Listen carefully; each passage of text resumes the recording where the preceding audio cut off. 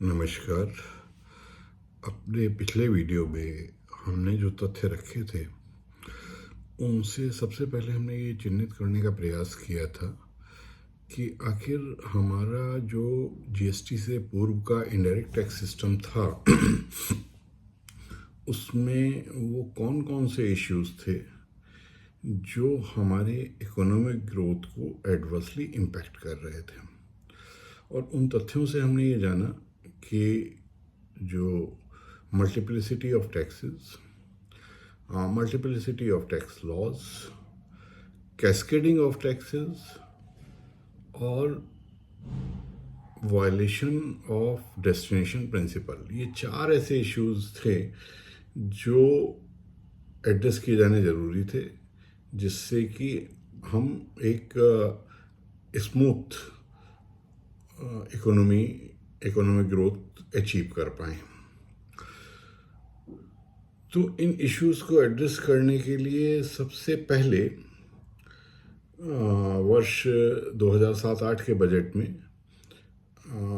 Goods और services पे GST लगाने का विचार रखा गया और उसके लिए ये लक्ष्य तय किया गया कि 1 अप्रैल 2010 से गुड्स और सर्विसेज पे लगने वाले विभिन्न टैक्सेस को समाप्त करते हुए, सब्स्यूम करते हुए एक यूनिवर्सल जीएसटी लागू किया जाए। और इसके लिए केंद्र सरकार द्वारा राज्यों के वित्त मंत्रियों की अधिकार प्राप्त समिति, जिसको आगे हम एम्पावर्ड कमेटी कहेंगे, से ये रिक्वेस्ट की गई कि राज्यों के बीच विचार विमर्श के बाद जो ऐसे इश्यूज हैं जिस पे सहमति नहीं है या जो विवादित बिंदु हैं उन पे डिस्कशन के बाद एक निर्णय तक पहुँचें और एक देश में लागू करने के लिए एक मॉडल जीएसटी लॉ सजेस्ट करें। एम्पावर्ड कमेटी में बहुत लंबे विचार विमर्श के बाद ये आम सहमति बनी कि इकोनॉमिक ग्रोथ के लिए एक यूनिवर्सल जीएसटी लागू किया जाना आवश्यक है और इसके लिए ड्यूअल जीएसटी का कंसेप्ट रखा गया, यानी कि राज्यों के स्तर पर भी जीएसटी लगे गुड्स और सर्विसेज दोनों पर, उसी तरह से केंद्र के स्तर पर भी जीएसटी लगे। एक ड्यूअल जीएसटी का कंसेप्ट रखा गया और ये भी सहमति बनी कि जो लिकर फॉर ह्यूमन कंजम्पशन है, पेय मदिरा है, उसे जीएसटी के दायरे में न रखा जाए, बाहर रखा जाए, क्योंकि लिकर फॉर ह्यूमन कंजम्पशन राज्यों के लिए राजस्व का एक अत्यंत महत्वपूर्ण स्रोत थी।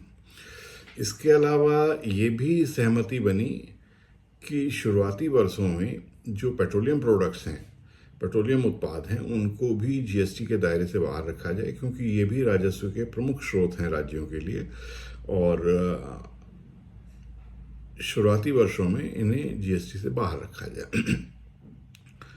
इसके अलावा ये भी आपस में विचार विमर्श के बाद ये सहमति थी कि जीएसटी लागू होने के बाद विशेष रूप से ये देखते हुए कि जीएसटी की जो गाइडिंग प्रिंसिपल था, डेस्टिनेशन प्रिंसिपल, उसको देखते हुए काफ़ी सारे मैन्युफैक्चरिंग स्टेट्स के ये एप्रीहेंशन थे कि जीएसटी लगने से उनको राजस्व के रूप में कुछ नुकसान हो सकता है, कुछ क्षति हो सकती है।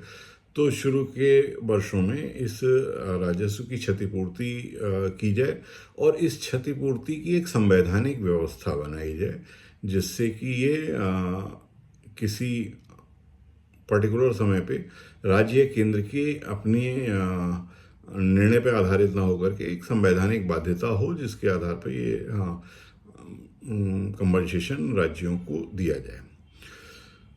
इन सारे विचार विमर्श के बाद जब ये लगभग आम सहमति हो गई कि गुड्स एंड सर्विसेज पे जीएसटी लगाया जाए, तो एम्पावर्ड कमेटी ने अपनी रिपोर्ट केंद्र सरकार को वर्ष 2016 में उपलब्ध कराई।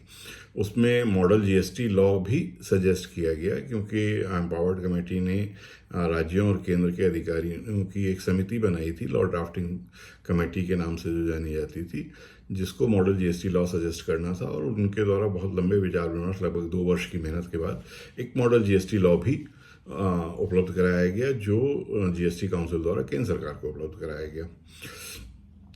इसी बीच 14 दिसंबर 2014 को केंद्र सरकार द्वारा संसद में संविधान संशोधन बिल 122वां संविधान संशोधन बिल प्रस्तुत किया गया और संसद में लंबे विचार विमर्श के बाद, सेलेक्ट कमेटी में विचार विमर्श के बाद 101वें संविधान संशोधन विधेयक के रूप में इसको राष्ट्रपति की मंजूरी 8 सितंबर 2016 को मिली।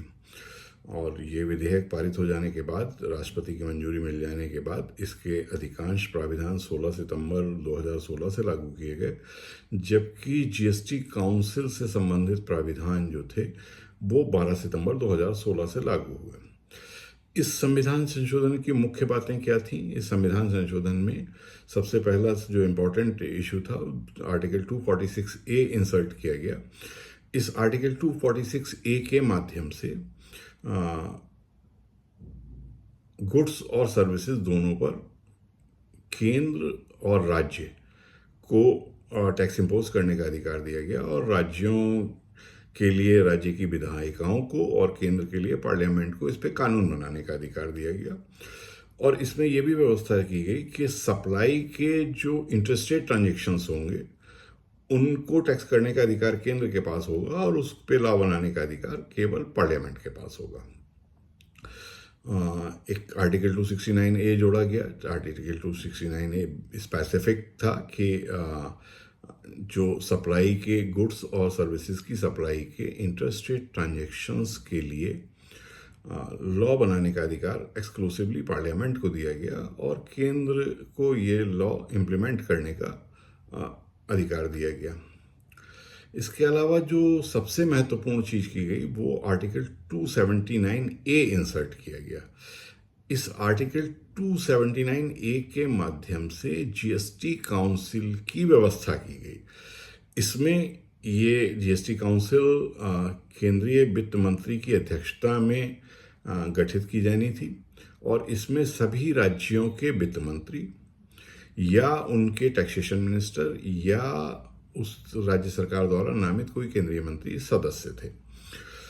और इसको ये मैंडेट दिया गया कि वो मॉडल जीएसटी लॉ सजेस्ट करें, कौन कौन से टैक्सेस जीएसटी में सब्स्यूम हो सकते हैं इसके बारे में अपनी रिकमेंडेशंस दें, रेट ऑफ टैक्सेस जीएसटी के क्या होने चाहिए इस पे रिकमेंडेशन दें, कौन कौन सी गुड्स या सर्विसेज जीएसटी में एग्जेम्प्ट की जानी है इसके संबंध में अपनी रिकमेंडेशंस दें और इसके अलावा जो भी जीएसटी से संबंधित इश्यूज थे उस पे अपनी रिकमेंडेशन प्रस्तुत करेंगी। ऐसा जीएसटी काउंसिल का मैंडेट था।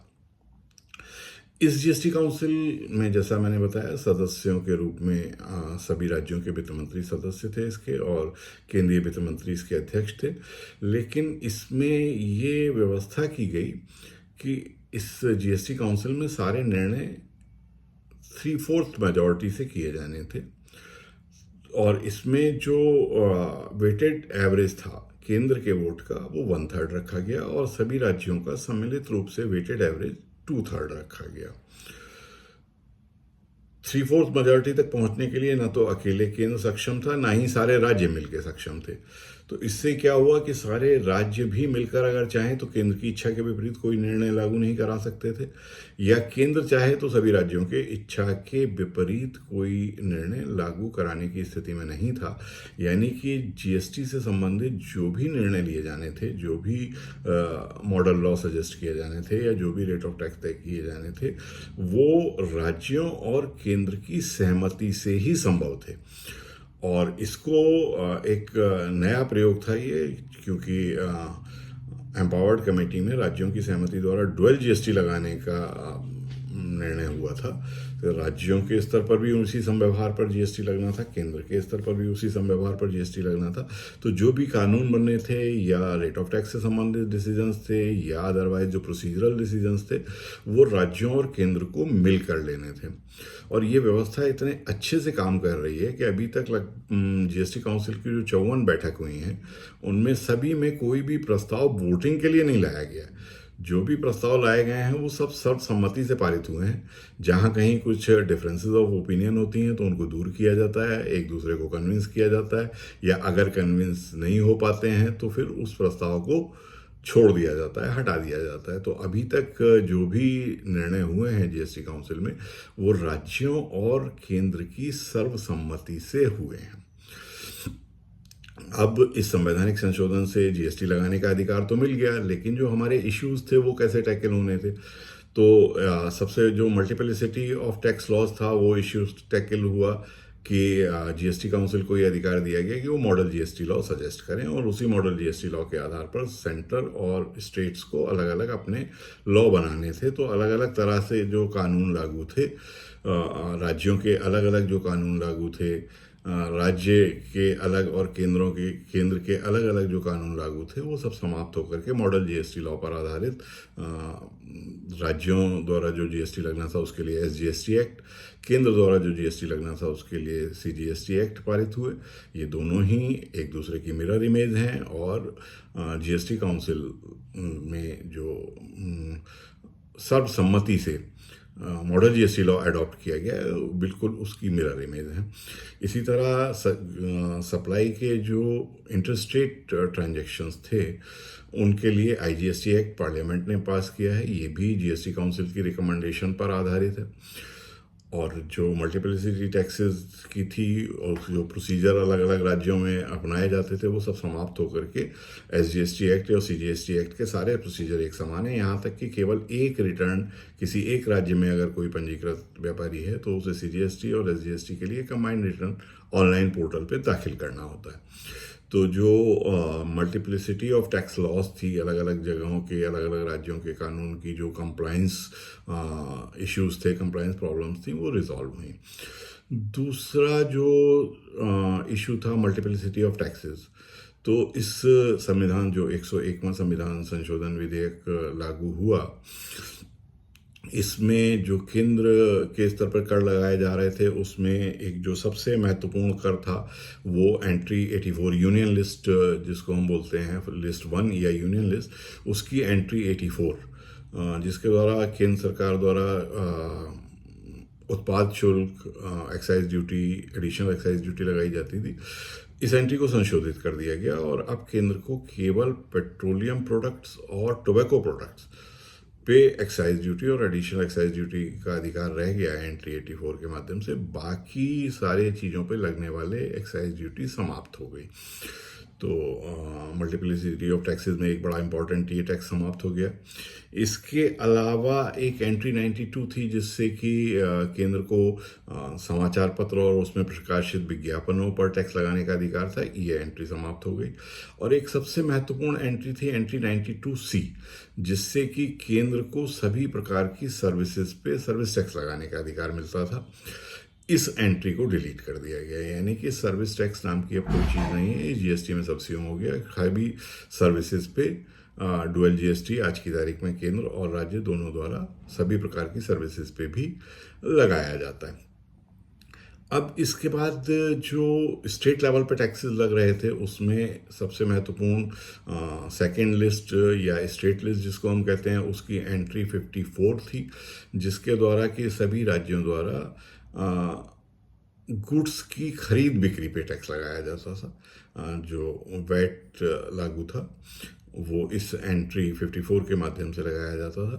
तो इस एंट्री को संशोधित करके इसको केवल 5 पेट्रोलियम उत्पाद और लिकर फॉर ह्यूमन कंजम्पशन, यानी पेय मदिरा के लिए सीमित कर दिया गया। यानी कि राज्यों को अब जो गुड्स की खरीद बिक्री पे टैक्स लगाने का अधिकार नहीं रह गया। केवल 5 पेट्रोलियम प्रोडक्ट्स की खरीद बिक्री और पेय मदिरा की खरीद बिक्री पर टैक्स लगाने का अधिकार रह गया है। बाकी जो वस्तुओं पे वैट लगाते थे, खरीद बिक्री पे जो कर लगाते थे या परचेज टैक्स लगाते थे, वो सब्सिडी हो गया, समाप्त हो गया।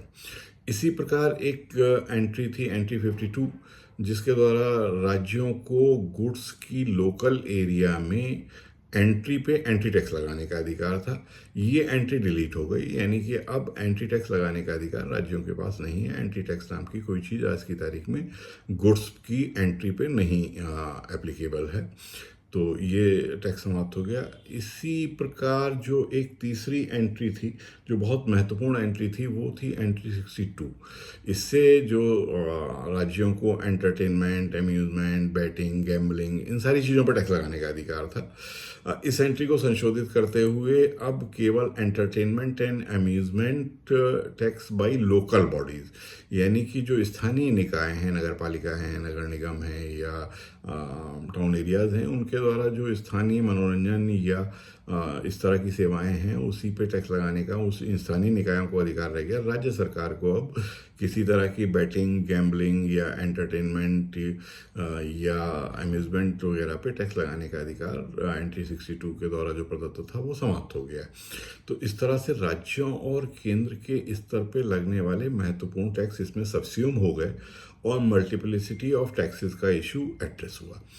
तीसरा जो इशू था कैस्केडिंग ऑफ टैक्सेस, तो जैसे हमने कहा कि टैक्स के ऊपर टैक्स लगता था, जो केंद्र सरकार टैक्स लगाती थी, राज्य जब अपना उस पर टैक्स लगाते थे तो वो जो टैक्स था टर्नओवर का पार्ट हो जाता था, तो उस टैक्स पे भी टैक्स लगता था।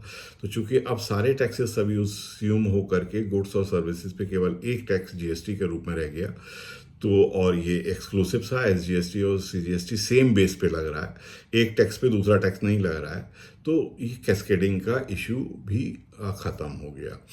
इसके अलावा जो डेस्टिनेशन प्रिंसिपल था, यानी कि जो राज्य में कोई भी गुड्स या सर्विसेज कंज्यूम होती थी, अल्टीमेटली टैक्स वहाँ का उपभोक्ता देता था, लेकिन उसकी वजह से जो लाभ होता था, कुछ टैक्सेस ऐसे थे जो मैन्युफैक्चरिंग स्टेट को जाते थे, तो निर्माता राज्यों को लाभ होता था। निर्माता राज्यों को लाभ की स्थिति होने की वजह से जो हमारे पहले से विकसित राज्य थे जहाँ मैन्युफैक्चरिंग एक्टिविटीज़ ज़्यादा थी, वो उनको लाभ मिलता था, जबकि वो टैक्स जो कंज्यूमर स्टेट्स थे वो पे करते थे। तो इसको समाप्त करने के लिए आईजीएसटी मॉडल एडॉप्ट किया गया। अब आईजीएसटी मॉडल ने इस तरह के जो टैक्सेस थे उनको समाप्त करके और डेस्टिनेशन बेस्ड जीएसटी की परिकल्पना जो हम लोगों ने की थी, उसको मूर्त रूप आईजीएसटी मॉडल के रूप में मिला।